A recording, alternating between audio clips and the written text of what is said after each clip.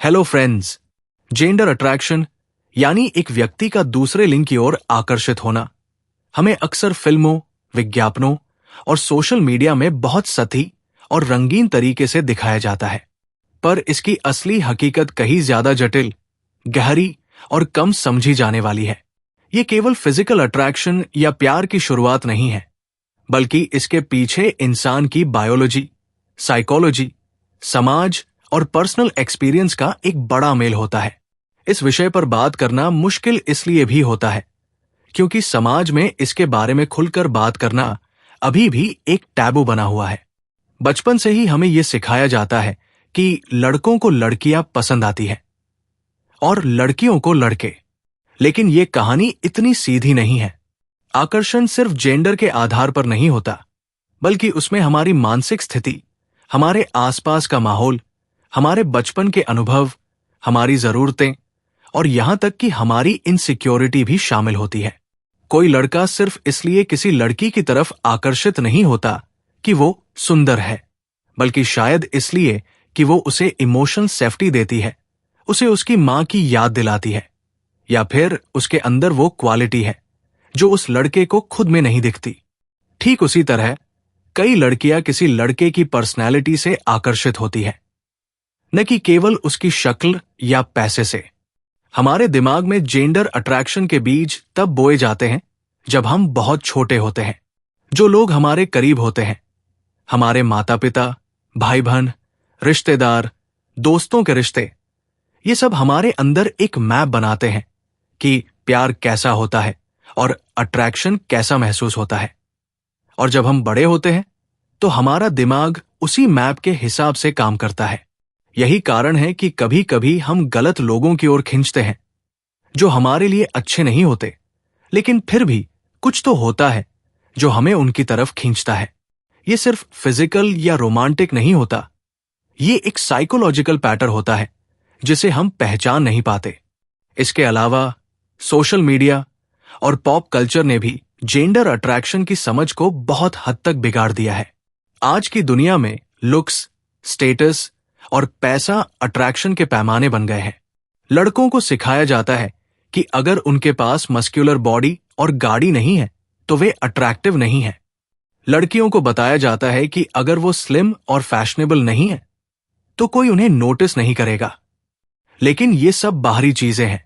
हकीकत में आकर्षण अक्सर उन चीजों पर टिका होता है जो दिखाई नहीं देती, जैसे आत्मविश्वास, समझदारी, इमोशनल स्थिरता और खुद को संभालने की कला।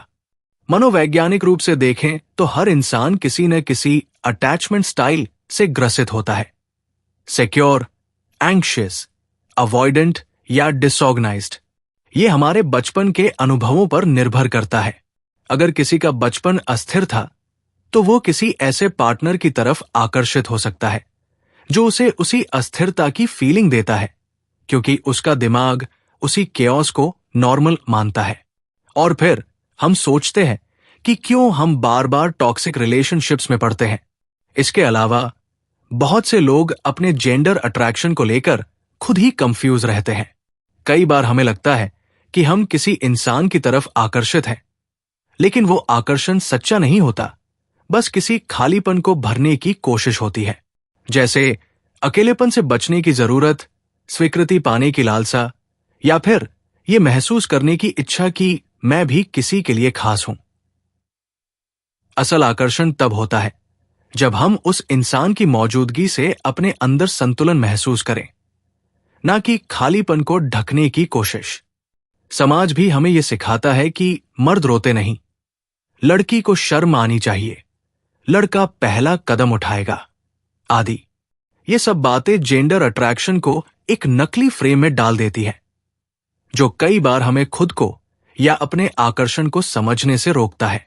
एक लड़की अगर किसी लड़के की तरफ आकर्षित होती है और उसे जाहिर करती है तो समाज उसे जज करता है, और एक लड़का अगर बहुत इमोशनल होकर अपने फीलिंग्स बताता है तो उसे कमजोर कहा जाता है। ऐसे में जेंडर अट्रैक्शन खुलकर व्यक्त ही नहीं हो पाता। इसके अलावा आकर्षण हमेशा स्थायी नहीं होता। हो सकता है आप किसी के लिए आज दीवाने हों, लेकिन कुछ महीने बाद आपकी पसंद, आपकी सोच या आपकी जरूरतें बदल जाए और आप अब उस इंसान में वो चीजें न देखें जो पहले आकर्षक लगती थी। इसलिए यह जरूरी है कि हम अपने फीलिंग्स को एकदम स्थायी मानकर फैसले न लें। खासकर कम उम्र में जब हम खुद को ही नहीं समझते, तब किसी के प्रति अट्रैक्शन को सच्चा प्यार मान लेना खतरनाक हो सकता है। जेंडर अट्रैक्शन का एक और बड़ा पहलू है पावर डायनामिक्स। कई बार हम किसी ऐसे इंसान की तरफ आकर्षित होते हैं जो किसी तरह से हमसे ऊपर होता है, उम्र में, स्टेटस में या पावर में। ऐसा क्यों होता है? क्योंकि हमारे अंदर सुरक्षा पाने की एक बेसिक इच्छा होती है और वो इंसान जो हमसे ज्यादा समझदार, ताकतवर या अनुभवी दिखता है, हमें सबकॉन्शियसली सेफ फील कराता है। लेकिन ये हमेशा हेल्दी नहीं होता, क्योंकि कई बार इस पावर डायनामिक का फायदा उठाया भी जा सकता है। आकर्षण में एक दिलचस्प बात यह भी है कि जो चीजें हमें खुद में नहीं मिलती, हम अक्सर उन्हें दूसरों में खोजते हैं। एक शर्मीला इंसान किसी एक्सट्रोवर्ट से आकर्षित हो सकता है, एक डिसऑर्गेनाइज इंसान किसी डिसिप्लिन व्यक्ति से। लेकिन यह अट्रैक्शन सिर्फ पूरकता के कारण होता है या एक तरह की एस्पिरेशन की वजह से, यह समझना जरूरी है।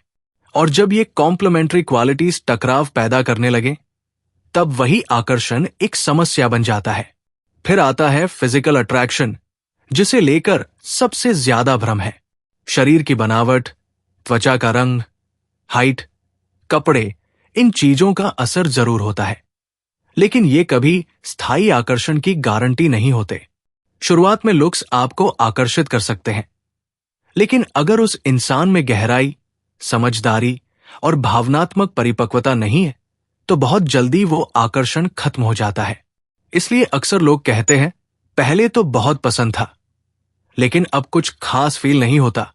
असली आकर्षण वो होता है जो समय के साथ बढ़ता है, जो दिखावे से शुरू नहीं होता, बल्कि समझ और जुड़ाव से गहराता है।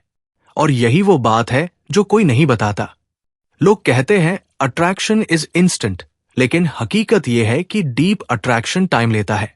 आपको पहले उस इंसान को जानना पड़ता है, उसकी सोच समझनी होती है, तब जाकर पता चलता है कि आपका अट्रैक्शन फिजिकल था, इमोशनल था या बस एक जरूरत। इसलिए यह जरूरी है कि हम अपने अंदर झांकें और खुद से सवाल पूछें, मैं इस इंसान की तरफ क्यों आकर्षित हूं? क्या यह आकर्षण मुझे संपूर्ण बनाता है या मेरी कमी छुपाता है? क्या मैं इस अट्रैक्शन में खुद को खो रहा हूं या खुद को पा रहा हूं? जेंडर अट्रैक्शन सिर्फ हार्मोन या समाज से प्रभावित चीज नहीं है। ये एक गहराई से भरी मल्टीलेयर्ड साइकोलॉजिकल प्रक्रिया है, जिसे समझने के लिए आत्मचिंतन, आत्मस्वीकृति और इमोशनल ग्रोथ की जरूरत होती है। जब हम इसे सतही तौर पर नहीं, बल्कि गहराई से समझने लगते हैं, तभी हम हेल्दी रिलेशनशिप्स बना सकते हैं। वरना पूरी जिंदगी हम बस कंफ्यूजन, हार्ट ब्रेक्स और एक्सपेक्टेशंस में उलझे रहते हैं। तो दोस्तों, आज हमने जेंडर आकर्षण की उन सच्चाइयों के बारे में बात की जो शायद ही कोई बताता है। हमने देखा कि आकर्षण सिर्फ लुक्स तक सीमित नहीं है।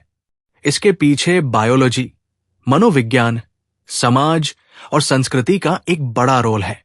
हमने ये भी जाना कि आकर्षण बदलता रहता है और इसे खुले दिमाग से समझना जरूरी है।